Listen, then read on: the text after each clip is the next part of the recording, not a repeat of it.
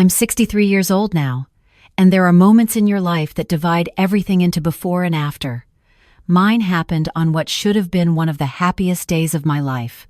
On the day of my stepdaughter's wedding, she stood at the altar in front of 200 guests and said, "I want my real mother to give me away." I had raised her for 25 years. I was sitting in the front row. Let me back up, because you need to understand how we got there. 25 years ago, I was a 38-year-old widow with a 15-year-old son named Marcus. My first husband had died in a car accident when Marcus was 12, and I'd spent 3 years just trying to keep our heads above water. I was working as a nurse at County General, pulling double shifts when I could, and Marcus was becoming the kind of young man his father would have been proud of, responsible, kind. The type who'd come home from school and start dinner without being asked because he knew his mom would be exhausted. I met Daniel at a hospital fundraiser. He was 45, a contractor with kind eyes and rough hands from years of building things. He'd been a widower for 8 years. His wife had died of cancer when their daughter Lisa was only 2 years old. He'd raised her alone, with help from his mother until she passed, and he was doing his best. But his best meant long hours at construction sites, leaving Lisa with babysitters and eventually, as she got older, alone. She was 10 when we met, a quiet girl with her mother's dark hair and a habit of watching adults like she was trying to figure out if they'd stay or leave. Daniel and I dated for a year before he proposed. Marcus liked him immediately. They'd talk about tools and building projects, and Daniel never tried to be his father. He was just there, solid. Lisa took longer to warm up to me. I understood that. I didn't try to force anything. I'd bring groceries to Daniel's place and cook dinner, and Lisa would watch me from the kitchen doorway, silent and assessing. The first time she spoke to me directly, not just answering questions, was when I was teaching Marcus how to make my mother's apple pie. She wandered in and asked, "Can you teach me too?" I'll never forget how small her voice was, like she was asking for something she shouldn't want. "Of course," I said, and I pulled up another chair. We were married that spring. Marcus was 16, Lisa was 10, and we became a family. Not perfectly, not easily, but we became one. I'm not going to pretend those first few years were simple. Lisa tested me constantly. She'd break things and watch to see if I'd leave. She'd talk back, push boundaries, wait for me to prove I was temporary, like every other woman who'd briefly drifted through her father's life over the years. But I didn't leave. When she got suspended for fighting in 7th grade, I was the one who sat with the principal. When she cried about not making the volleyball team, I was the one who held her. When she got her first period and was terrified, I was the one she came to at 3 in the morning. By the time she was 15, she'd stopped calling me Mom Sarah and started just calling me Mom. The first time she did it casually, not thinking about it, Daniel teared up at the dinner table. Marcus went off to college, then got a job in Seattle. He'd call every week and ask about his baby sister. They'd developed that relationship, the kind where he was protective and she was annoying, and it was real and messy and beautiful. I was there when Lisa got her heart broken at 16. I was there when she aced her SATs. I paid for her college tutoring when Daniel's construction business hit a rough patch during the recession. I helped her pick her prom dress. I drove her to her first day of college. I was there when she called crying because she'd failed her first exam and thought she was stupid. I was there when she graduated with honors in marketing. I taught her to cook my mother's recipes. I taught her to sew, to change a tire, to stand up for herself. I was there for 25 years of small moments and big milestones. Daniel was there too, of course, but he was always busy with work, always stressed about money, always tired. I was the one who showed up consistently, who knew her favorite coffee order, who could tell when something was wrong by the way she said hello on the phone. Her biological mother, Catherine, had left when Lisa was 2. She'd been 23, overwhelmed, and according to Daniel, she'd simply said one morning that she couldn't do it anymore. She packed a bag and left. Daniel tried to find her, but she'd made it clear she didn't want to be found. Eventually, the divorce papers came through, and that was that. Lisa didn't remember her. She had no memories of Catherine at all. So you can imagine my surprise when, 6 months before Lisa's wedding, she mentioned that Catherine had reached out. Lisa was 34 by then, a successful marketing director at a tech company in Portland. She'd met Kevin, a software engineer from a wealthy family, and they were planning a spring wedding. I was helping with everything, the way mothers do. We'd spent weekends looking at venues, tasting cakes, addressing invitations. It was exactly what I'd imagined since she was a little girl playing dress-up in my old scarves. Then one Sunday, during our regular brunch, she said casually, "So, my biological mother contacted me." I nearly dropped my coffee cup. "Catherine?" "Yeah." Lisa was scrolling through her phone, not looking at me. She found me on LinkedIn, sent me a message saying she'd made mistakes and wanted to reconnect. My stomach dropped, but I kept my voice steady. "How do you feel about that?" "I don't know." She finally looked up. "Is it weird that I'm curious?" I wanted to say yes. I wanted to say that Catherine had abandoned her, that I'd been the one there for everything, that curiosity was dangerous. But I didn't. Because I'd learned over 25 years that you can't control someone by holding tight. You have to trust. "Everyone deserves second chances," I said, even though the words tasted bitter. "She's still your biological mother. If you want to meet her, I understand. You're not upset?" I chose my words carefully. "I'm protective of you. I don't want you to get hurt, but you're an adult. If this is something you need to do, I support you." That was my first mistake. Catherine was 57 now, well-preserved and wealthy. She'd remarried to a real estate developer, and she looked like she'd spent the last 3 decades making up for the rough start she'd had as a young single mother. When I saw her picture on Lisa's phone, she was elegant in the way that money makes people elegant. Designer clothes, perfect hair, the kind of smile that had been professionally whitened. Their first meeting was coffee, then it was lunch, then Catherine was inviting Lisa to expensive dinners at restaurants I couldn't afford. Then it was a weekend trip to wine country, then a week in Paris. "She's really trying," Lisa told me after the Paris trip, her eyes bright with something I couldn't quite name. "She feels terrible about leaving. She was so young and scared. She wants to make up for lost time." That's good," I said, because what else could I say? The wedding planning shifted. Suddenly, Catherine had opinions, and Lisa listened to them with an eagerness that stung. The flowers I'd suggested? Catherine knew a better florist. The venue we'd picked? Catherine had connections at a more prestigious location. The dress we'd chosen together? Catherine wanted to pay for something more expensive. I told myself it was fine. I told myself that Lisa was just excited about having her biological mother back. I told myself that it didn't mean anything that our weekly dinners started being canceled because Lisa had plans with Catherine. Daniel noticed but said nothing. When I brought it up, he shrugged. "She's an adult. She can have relationships with both of you." But that wasn't what was happening. It wasn't both of us. It was Catherine taking my place, and I was watching it happen in slow motion. The week before the wedding, I helped Lisa get ready at the hotel. It was just the 2 of us in the bridal suite, and for a moment, it felt like old times. I buttoned the tiny pearl buttons on her dress, the way I'd buttoned her school uniforms, the way I'd buttoned her prom dress. "Mom," she said softly, "and I thought maybe everything would be okay. Thank you for being here." "Always," I said, and I meant it. The ceremony was beautiful. 200 guests in a historic mansion with gardens that looked like something from a magazine. I sat in the front row, next to Daniel. Marcus had flown in from Seattle and was sitting on my other side, handsome in his suit.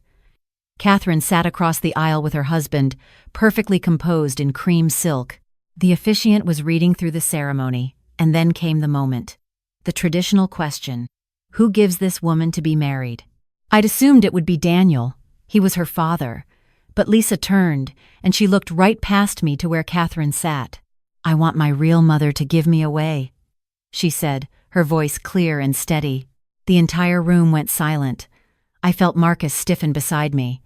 Daniel didn't move. Catherine stood up, smiling, graceful, and walked to the altar. She took Lisa's hand and gave it to Kevin, and the ceremony continued. And I sat there completely frozen, unable to breathe, unable to think, unable to do anything but watch my daughter choose someone else. The reception was worse. Lisa's speech during dinner thanked Catherine for coming back into her life at such an important time. She thanked Kevin's parents. She thanked her bridesmaids. She thanked the caterer. She did not mention me once. People who knew me, knew our history, were looking at me with pity or confusion.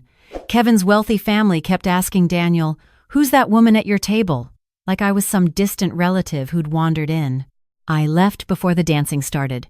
Marcus tried to stop me, but I couldn't breathe in that room anymore. I drove home to the house I'd shared with Daniel and Lisa for 25 years, and I sat in the dark living room where I'd taught her to do homework, where we'd watched movies, where I'd waited up when she stayed out past curfew. Daniel came home after midnight. "You left early," he said. "She didn't mention me, Daniel. Not once. She's overwhelmed. It's a big day. She chose Catherine over me. In front of everyone." He sighed, tired. "Lisa's an adult. It's her choice who she wants to walk her down the aisle. I raised her. I was there when Catherine wasn't. And now Catherine's here. That's not a bad thing. You're not even going to defend me? What do you want me to say? That she has to choose you? She's 34 years old. She can make her own decisions." That's when I knew it wasn't just Lisa I'd lost. 3 days later, Lisa and Kevin stopped by. They were heading to their honeymoon in Greece, but they wanted to talk first. We sat in the living room, the same room where I'd rocked Lisa to sleep when she had nightmares at 10 years old, where I'd talked her through her first breakup, where we'd celebrated every Christmas. "I've been thinking," Lisa said, and she had that tone, the one she used when she'd made a decision. "Catherine can give me things you never could. She has connections, resources. Kevin's family respects her. They think she's impressive.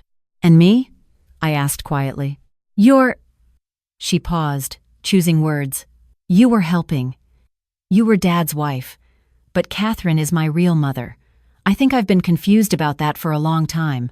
I raised you, Lisa. For 25 years. Maybe she wasn't there, but biology matters. And Kevin's family, they care about these things. Image, connections, lineage. So I was good enough when you needed someone, but now that you have Catherine and Kevin's wealthy family, I'm disposable? That's not fair," Daniel interjected, but he still didn't defend me. Lisa stood up. "Kevin and I are moving to Portland Hills, near Catherine. We'll be busy settling in. You don't need to visit." I felt like I'd been slapped. "Don't need to visit? I think we need some space to figure out what our relationship is now that Catherine's back." They left. And I sat there in the house that had been my home for 25 years and realized I'd just been fired from being a mother. Marcus called that night from Seattle. He'd heard through the family grapevine. "Mom, I'm so sorry. She chose Catherine. She's making a huge mistake. Maybe I'm the mistake. Maybe I should have just been the stepmom and not tried to be more." "Don't say that. You were her mom. You are her mom. She's just, I don't know what she's thinking." I moved into a small apartment 3 weeks later. Daniel and I separated quietly, not because of infidelity or anger, but because I couldn't live in that house anymore, and he wouldn't stand up for me. Marcus helped me move, carrying boxes up 3 flights of stairs, and neither of us talked about the fact that my entire life fit into a 1-bedroom apartment. 8 months passed. 8 months of silence from Lisa and Daniel. I worked my shifts at the hospital. I had lunch with friends. Marcus called every week. But there was a hole where my daughter used to be, and it ached constantly. Then an envelope arrived. It was from Emma, Daniel's sister, Lisa's godmother. Emma had been at the wedding, and she'd been one of the few family members who'd looked disgusted by what happened. The envelope had a note on top. "Sarah, I debated sending this. Open it when you're ready to know the truth about Catherine." I sat at my small kitchen table and opened it. Inside were legal documents, court papers from 32 years ago, when Catherine had legally terminated her parental rights. But it wasn't a simple abandonment. She'd been paid. Daniel's mother, before she died, had given Catherine $50,000 to sign away her rights and disappear. There were bank records, signed agreements, everything. But that wasn't all. There was a report from a private investigator Emma had hired. Photos of Catherine meeting with business associates at expensive restaurants. Email screenshots Catherine had apparently sent to a friend, which the investigator had obtained through means I didn't want to know about. One email made my blood run cold. The stepmom did all the hard work raising her, and now I get all the glory. Lisa's marrying into the Richmond family. Do you know what kind of connections that means? I'm already using my daughter to get introductions. It's perfect. Another one. Daniel's sister keeps glaring at me. Whatever. She can't prove anything. As far as Lisa knows, I'm the loving mother who made a mistake in her youth. The stepmother's too proud to say anything, and even if she did, who would Lisa believe? Her real mother or the woman who was just filling in? There were text messages to her husband. This wedding is a goldmine for networking. Every wealthy tech family in Oregon is here. I'm getting business cards left and right. I read everything twice, then a third time. Then I sat there as the sun set and my small apartment got dark, and I cried. Not because I was angry, though I was, but because Lisa deserved to know the truth, and I didn't know if telling her would be an act of love or revenge. Marcus drove down that weekend. I showed him everything. She needs to know, he said immediately. Lisa deserves the truth. What if it destroys her? Mom, she destroyed you. She publicly humiliated you at her wedding. She cut you out of her life, and it was all because of a con artist. She's still my daughter. Then be her mother and tell her the truth. I thought about it for 2 days.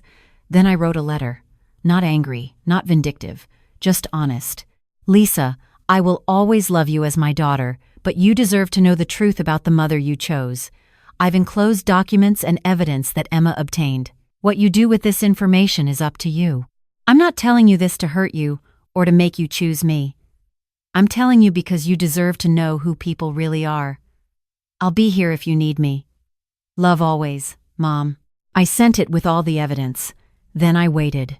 2 weeks of silence, then a month, then 2 months. I started to think she'd read it, decided I was lying, and that was that. I'd lost my daughter for good. Then, on a Saturday morning, there was a knock on my apartment door. Lisa was standing there, and she looked wrecked. Red eyes, no makeup, wearing sweatpants and one of my old cardigans I'd given her years ago. "Can I come in?" she whispered. I stepped aside. She sat on my couch and started crying. Not delicate tears, but the kind of sobbing that comes from somewhere deep and broken. I sat next to her, not touching, waiting. Finally, she said, I confronted her. With the evidence. And? She laughed. She actually laughed. She said, "You were always so naive. Did you really think I came back because I missed you? I came back because you were marrying into money and I saw an opportunity." Lisa wiped her eyes. She said she'd been planning it for years, ever since she found out through mutual friends that I was successful and dating someone from the Richmond family. "I'm sorry," I said, and I meant it. Kevin's family found out. Someone at the wedding noticed her collecting business cards and doing hard sells. They investigated her. They've cut ties with her completely. She's furious, says I ruined her opportunities. "What about you and Kevin?" "We're taking a break. He says he needs to think about whether he can handle all this drama. His family is mortified." She looked at me. I ruined everything. I threw away the one person who truly loved me for someone who saw me as a networking opportunity. I wanted to say I told you so. I wanted to be angry, but all I felt was tired and sad. You hurt me, Lisa, deeply. You publicly humiliated me. You told me I was just helping, that I wasn't your real mother. Do you know what that felt like, after 25 years? I know. I'm so sorry. I don't know what I was thinking. She was just so polished and impressive, and she made me feel like I'd been missing something my whole life. And Kevin's family loved her, and I thought maybe blood did matter more. Blood doesn't matter. Love does. Showing up does. Being there when it's hard does. You showed up for everything. Every single thing. And I threw it away. She was crying again. "Can you forgive me?" "I don't know," I said honestly. "You didn't just hurt me once. You hurt me repeatedly. You chose her over and over, and your father let you. Dad feels terrible. He called me after I confronted Catherine. He said he should have defended you. A little late for that." "I know." She wiped her face. "I know I don't deserve forgiveness, but I'm asking anyway. Is there any way we can fix this?" I looked at this woman I'd raised, who'd made terrible choices and hurt me in ways I was still processing, and I thought about what I wanted. Did I want revenge? Did I want to punish her? Or did I want my daughter back? "If we're going to fix this," I said slowly, "it's going to be on my terms. Not yours. Not your father's. Mine. Anything. First, therapy. Family therapy. We need a professional to help us navigate this." "Okay," Second, you need to write an apology to Marcus. He watched you hurt his mother. He deserves acknowledgement of that. She nodded. Third, this isn't going to be quick. You don't get to say sorry and have everything go back to normal. You're going to have to earn back my trust through actions, not words. That might take years. I understand. And fourth, you need to understand that I'm not the same person I was. You broke something in me at that wedding. Even if we rebuild, there's going to be scar tissue. I know, she whispered. I'm so sorry. I didn't hug her. Not yet. But I said, okay, we can try. That was 2 years ago. Lisa is 36 now, and I'm 63. The rebuilding has been slow and painful and complicated. We did family therapy for 18 months. She wrote Marcus a 4-page letter that made him cry. They're still working on their relationship, too. Kevin and Lisa divorced quietly. It was mutual. He said he couldn't handle the family drama, and honestly, I think they'd rushed into marriage anyway. Lisa threw herself into work and therapy and trying to make amends. 6 months ago, she did something that surprised me. She started a foundation for stepmothers and stepchildren. She uses her own money she saved from her job, to fund support groups and counseling and resources for blended families. Because you deserved recognition you never got, she told me when she launched it. And because there are other stepmoms out there who give everything and get nothing. And someone needs to see them. Our weekly dinners resumed, but they're different now. More honest, more careful. She doesn't take me for granted anymore, and I don't assume she'll always choose me. We're rebuilding something new, not trying to recreate what we had. Marcus has forgiven her, mostly. They have lunch when he's in town. He's protective of me in a way he wasn't before, and Lisa accepts that. Daniel died last year, heart attack. It was sudden. At his funeral, Lisa and I stood together, and she cried on my shoulder. That night, she told me she'd tried to talk to him about everything before he died, about how he should have defended me. He'd said he had regrets, that he'd been a coward, that he'd chosen the easy path of non-confrontation over doing the right thing. Last month, on what would have been Daniel's 69th birthday, Lisa and I went to the cemetery. She brought flowers and stood at his grave for a long time. Dad, she said finally, I'm sorry I didn't defend Mom when you wouldn't. She was the best mother anyone could ask for. I hope you see that now, wherever you are. Then she turned to me. You're not my stepmother. You never were, really. You're my mother, the only one who mattered. I'm sorry it took me so long to understand that. I took her hand. I forgive you, I said, and I meant it. People make mistakes. Even grave ones. Even ones that break hearts and destroy trust and leave scars that never fully heal. But real love isn't about being perfect. It's about being there. It's about showing up even when it's hard. It's about choosing to forgive even when you have every right not to. I lost a year with my daughter, a year of anger and pain and distance, but I got the rest of my life back. And this time, she knows exactly who her real mother is, not because of blood or biology or legal documents, but because of 25 years of showing up and 2 years of fighting to rebuild what was broken. That's what being a mother means. And whether she came from my body or not, Lisa is my daughter. She always was. She always will be. That's my story. That's my truth. And if there's anything I've learned, it's that family isn't about who gave birth to you. It's about who shows up, who stays, who loves you even when you don't deserve it, who fights for you even when you've pushed them away. I showed up for 25 years, and when Lisa finally realized what she'd lost, I showed up again. Not because I had to, but because that's what mothers do.